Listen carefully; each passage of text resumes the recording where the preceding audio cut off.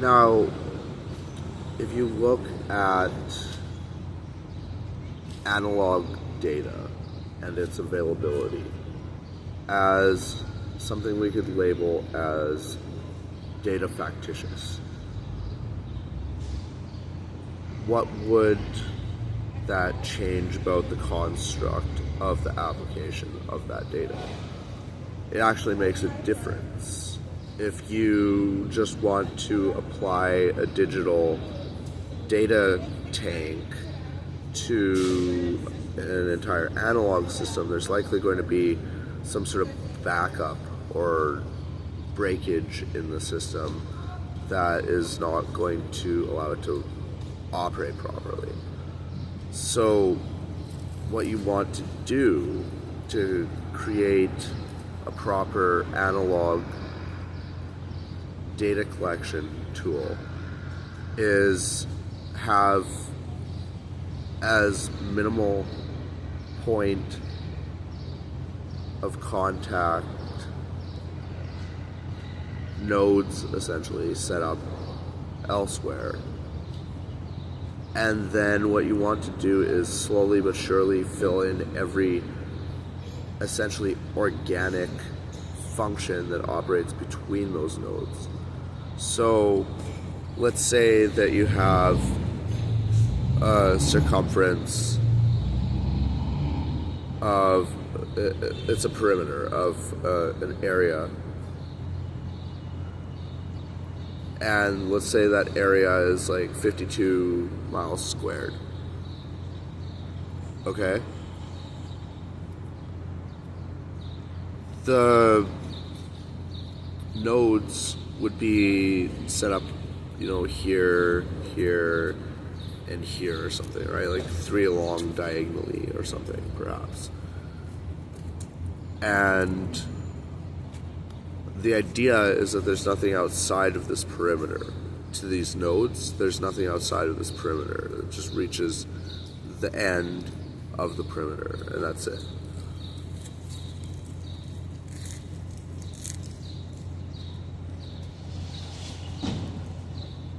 So then you're breaking it into a wave function, essentially. And then within that wave function, it's an entire subset of an entire category. Right? And the category is what fuels and gives rise to the subset. And we compile our data by creating subsets of categories.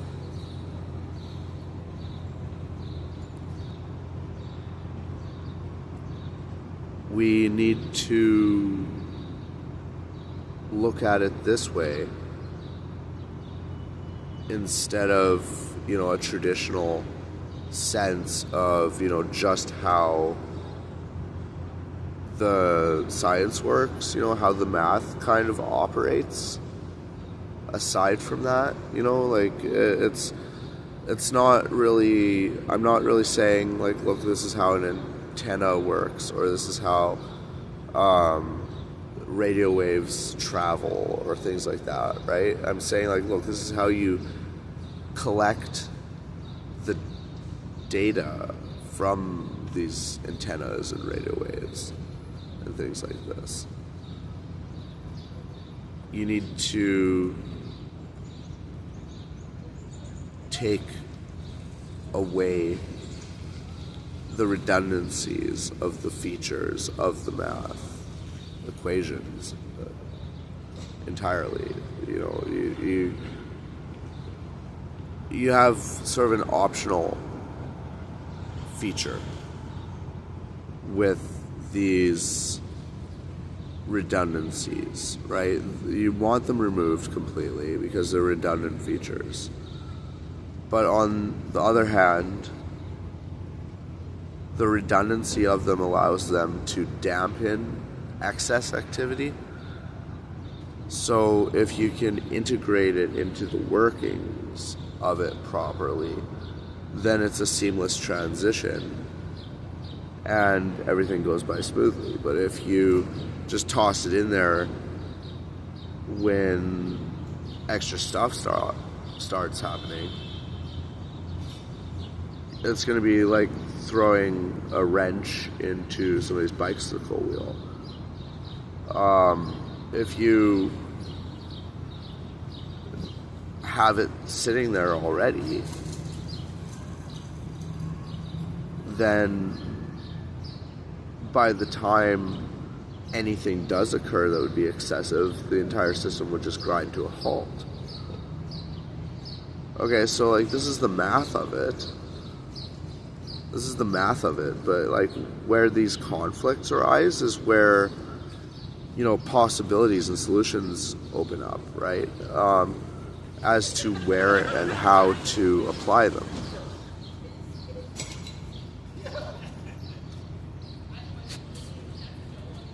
So what you've got here by looking at it this way, like I stated, is what you could call data fictitious. Data fictitious would simply mean, you know, fictional data, essentially, right? But the fictional nature of the data is according to the actual reality of the process where you to simulate it, right? And so it's less like record keeping and more like developing a personal algorithm for every key aspect of nature and seeing how well we can minimalize it. So cell functions like algae, lactose, nylon, cotton.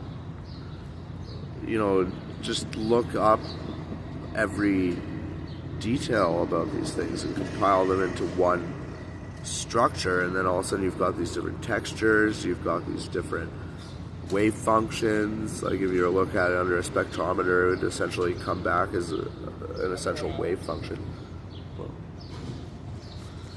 And I'd have to say that's when you begin to lift the veil and peek behind what's being obstruction to what you're looking at.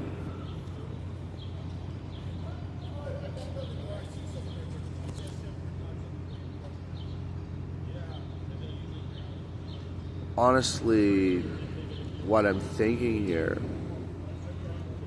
is that there's not really a reason to rely on the integration of technology if we use this data fictitious mindset, right? You compile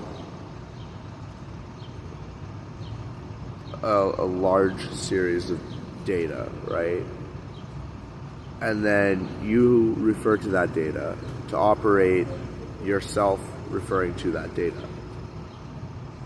You know, if you look at it from an analog perspective, under the data fictitious mindset, that's what you're doing. You're referring to your own data to refer back to your own data to refer back to your own data.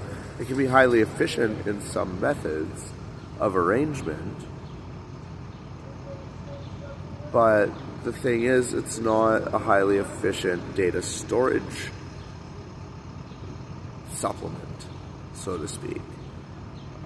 We have to dig through it. We have to dig it out. We have to put in commands. We have to dial it in, whatever. You know, it's not the most efficient data storage tool. It's the most efficient data transfer tool, right? Us and our paper and our pens are the best data keepers. There is none other than the human brain as equipped to refer to available data, right? And what better to store available data than just paper? You know, it gives us a reason to exercise these things so that they don't expire, right? So that we don't go into a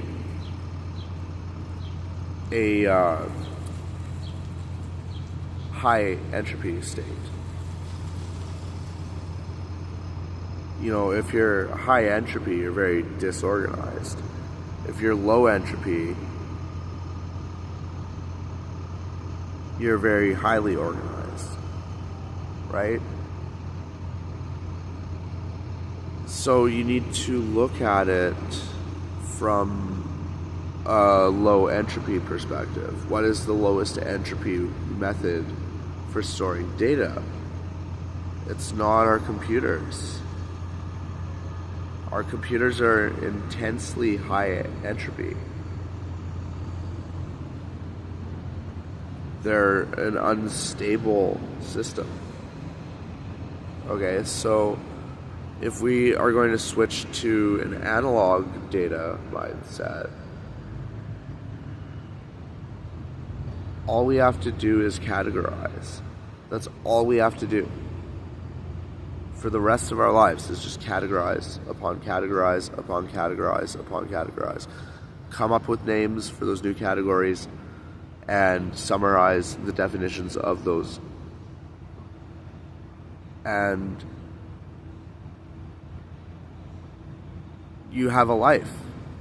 Then it's well organized. Then it's highly efficient. It's as high speed as necessary. And realistically, you're not wasting anyone's time. If you're on your computer, you might be doing things like getting like Bitcoin and things like that, but you're not actually earning anything. You're spending hydro, which is a limited resource. It takes more energy put in to the creation of hydro than what we get out of the creation of hydro. And so, you know, it's a depleting resource. And we're just spending it on our own money. You know, we're referring to money the same way we refer to our own data. It's just, you know, back to itself in a relay, right? And the data fictitious mindset is that you go to the point of the picture, right? So, you know, I put the camera back like this, I look towards myself, and, you know, at this angle, at about this angle, you know, you can think, okay, well, that guy there, he's probably the point of this picture, right? Or maybe it's those buildings in the back, right? And so you're categorizing, right? So there's the person, there's the buildings, there's the trees, right? Windows, you know, on the buildings, glasses on the person, you know, and then you flip them around and put them in the right place, in the right order, right? You take as many notes of what you can, and then you place them all in the right categorical order according to priority of at least potential point of the vast majority of the contents, right?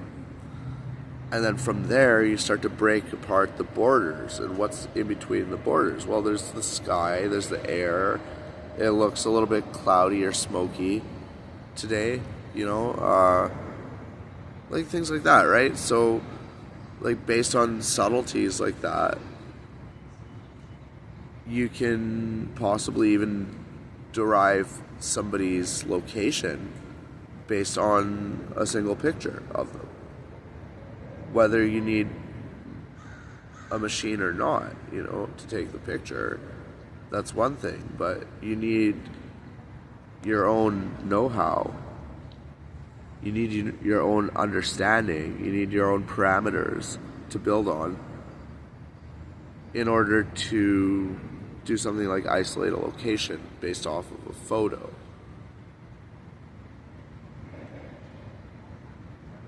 And if you take information like that, you can create a grounded stabilization point for that person, or you can literally use that same data to like psychically interact with one another.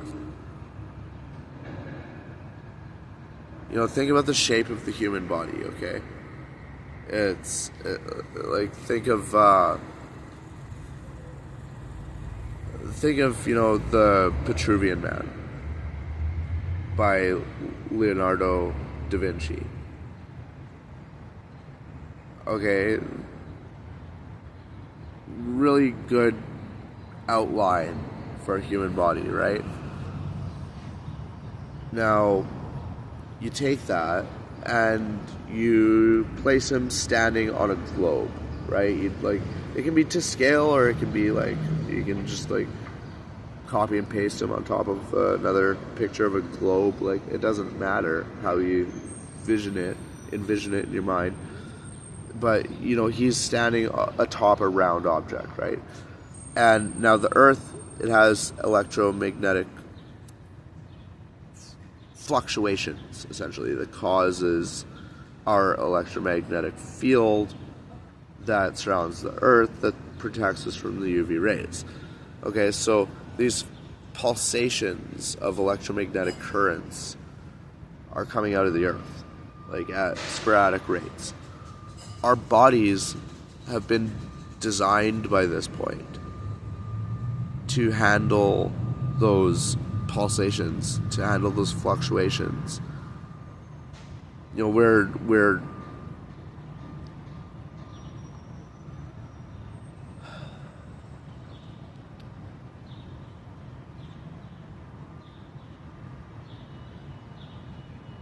bumpers, essentially. We're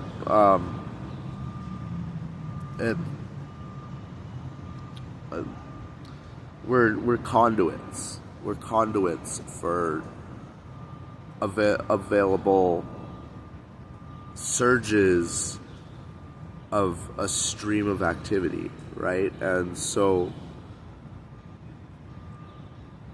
we could use this as an example of mapping out patternings, right? And these patternings could be used to manipulate specific wave functions at specific moments in time.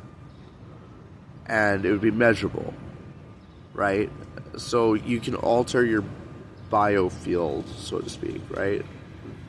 And if you take information like this and then tap it into this algorithmic thinking of the data fictitious mindset, then all of a sudden it might click, it might make sense. Yes, we can communicate psychically. There's no reason we can't be already. It's not that we can, it's that we do regularly. Everybody is, all the time.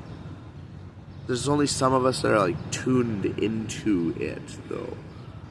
Okay, so it's kind of like being original to the concept, original to the philosophy, original to the life. It's about being real. Not just here to say that,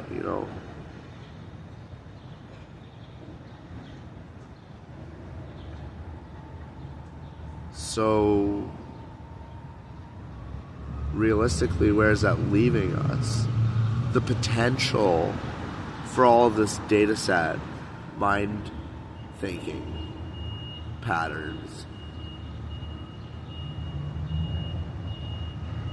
are insane. You know, the potential elements of this are insane. And all you have to do is start organizing your categorization differently. You know, that's how you change any system. That's how you change any given system that there is that anything can fall under.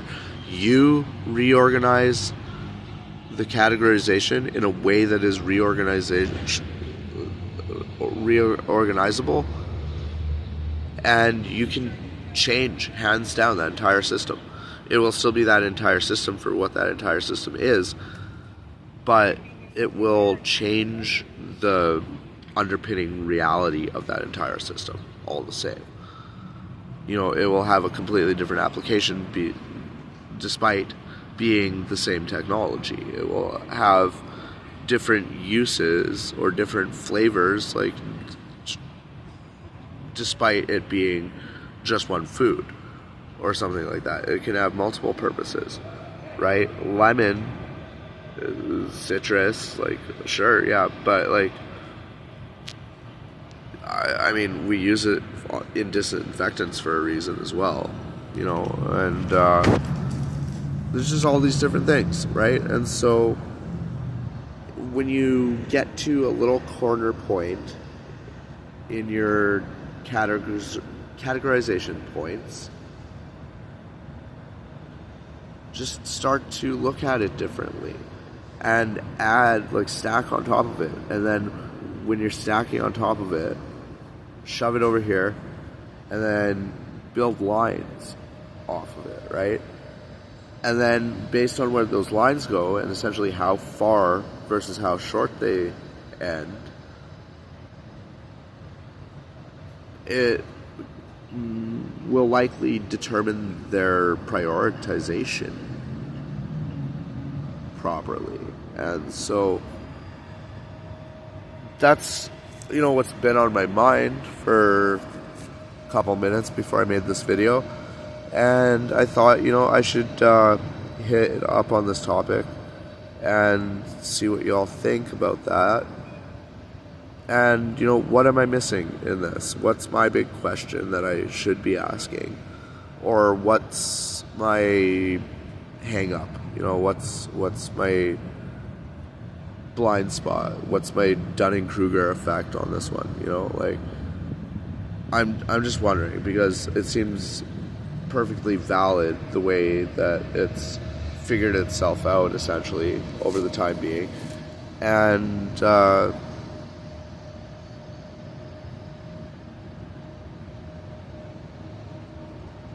I'd just like to say thank you for watching the video, and anytime you feel like it, hitting that thumbs up and subscribe and the notification bell always helps me out with getting things further on down the road. Sharing with as many of your friends as possible would be also great. And you know, aside from that little topic there, I just you know, I have a passion for the details, and I want to categorize as many details as my life can stand for. So